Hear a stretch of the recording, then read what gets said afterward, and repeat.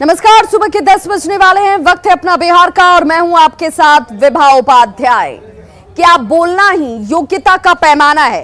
ये आज का सबसे बड़ा सवाल है, क्योंकि बिहार विधानसभा में नेता प्रतिपक्ष तेजस्वी यादव ने बोलने को ही योग्यता का पैमाना बना दिया।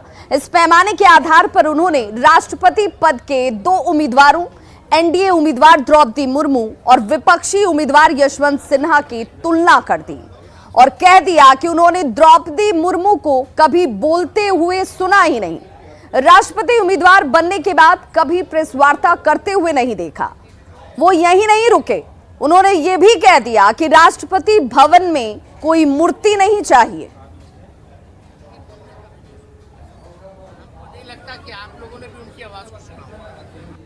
भवन में कोई मूर्ति तो नहीं चाहिए। आप समझ रहे हैं, हम लोग राष्ट्रपति का चुनाव, आपने कभी यशवंत सिन्हा जी को तो हर जगह आपने सुना होगा, लेकिन जो सत्ता पक्ष से जो उम्मीदवार दी गई, हालांकि छोटी मुंह बड़ी बात बोलनी नहीं चाहिए, लेकिन हमने कभी नहीं सुना और हमको नहीं लगता कि आप लोगों ने भी उनकी आवाज़ को सुना होगा।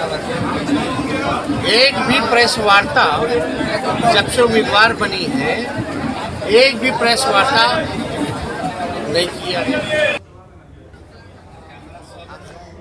तो यही वो बयान है तेजस्वी यादव का, जिस बयान पर अब कई सवाल खड़े होने लगे हैं।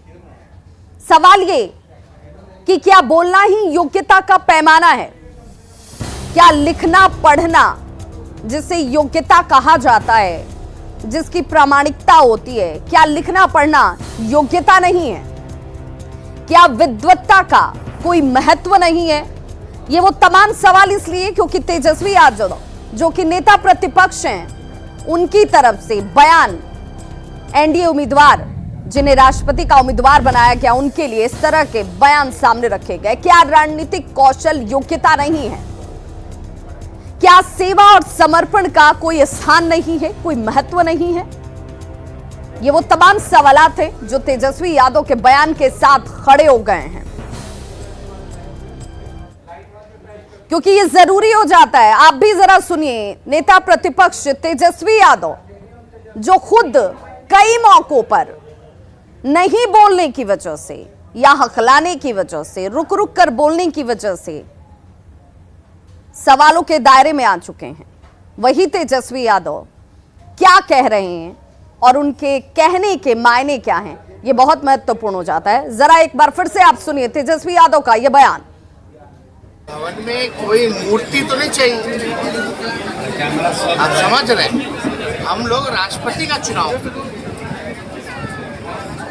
आपने कभी यशवंत सिन्हा जी को तो हर जगह आपने सुना होगा, लेकिन जो सत्ता पक्ष से जो उम्मीदवार दी गई, हालांकि छोटी मुंह बड़ी बात बोलनी नहीं चाहिए, लेकिन हमने कभी नहीं सुना और हमको नहीं लगता कि आप लोगों ने भी उनकी आवाज़ को सुना होगा। एक भी प्रेस वार्ता जब से उम्मीदवार बनी है, एक भी प्रेस वार्ता नहीं किया। और हमारा ये सवाल जिसे हम बार बार आपके सामने रख रहे हैं, ये सवाल इसलिए है क्योंकि कई लोगों की योग्यता बोलने से अलग काम करने की होती है। पूर्व पीएम मनमोहन सिंह की बात कर लीजिए, अच्छे वक्ता नहीं रहे, फिर भी वो 2 बार देश के पीएम रहे। तेजस्वी ने द्रौपदी मुर्मू के कम बोलने पर सवाल उठाए हैं, लेकिन इसी महीने 12 जून को बिहार विधानसभा के कार्यक्रम में खुद तेजस्वी नर्वस नजर आए और उसके ही इस वक्त आप ये तस्वीरें भी देख रहे हैं। लिखे हुए भाषण, खुद बोलना नहीं था, याद से और समझ से कहना नहीं था, लिखे हुए भाषण को पढ़ते पढ़ते हुए कई बार हकला रहे थे, नर्वस हो जा रहे थे, कई जगहों पर अटक और भटक रहे थे, कई जगहों पर लिखे हुए शब्दों में भी वो खोते हुए नजर आए। सुनिए तेजस्वी के 12 जून का वो भाषण, और फिर क्या तेजस्वी का इन्हीं तर्कों के साथ द्रौपदी मुर्मू के ऊपर सवाल खड़े करना या विश्वास जाहिर न करना उचित लगता है? जरा वो बयान सुन लीजिए। आपसे आग्रह करता हूं कि school of democracy legislative studies जैसी एक संस्था बिहार में स्थापित हो जिसके माध्यम से विधायी और लोकतंत्र के विभिन्न पहलुओं पर शोध एवं अध्ययन की अवसर और प्रशिक्षण दिया जा सके। विभिन्न पहलुओं पर शोध और अध्ययन के अवसर और प्रशिक्षण दिया जा सके। पूरे देश के जनप्रतिनिधियों, युवाओं और संबंधित कर्मचारियों को इससे लाभ मिलेगा। आशा है आप हमारी मांग को पूर्ण करेंगे। इसी प्रांगण में हम जननायक कर्पूरी ठाकुर जी के आम कदम प्रतिमा के बगल में बैठे हैं।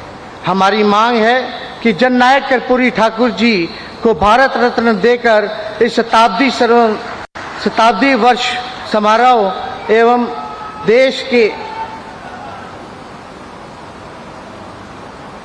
प्रधानमंत्री जी के बिहार विधानसभा प्रांगण में प्रथम आगमन को और अधिक यादगार बनाने की कृपा करें कि जननायक कर्पूरी ठाकुर जी को एक अवश्य ही भारत रत्न मिलना चाहिए। लोकतंत्र में समक्ष कई चुनौतियां हैं, लेकिन हम सामूहिक प्रयास और संकल्प से जनतंत्र को धनतंत्र और छलतंत्र से बचा सकते हैं। हमारे पुरखे ने लोकतंत्र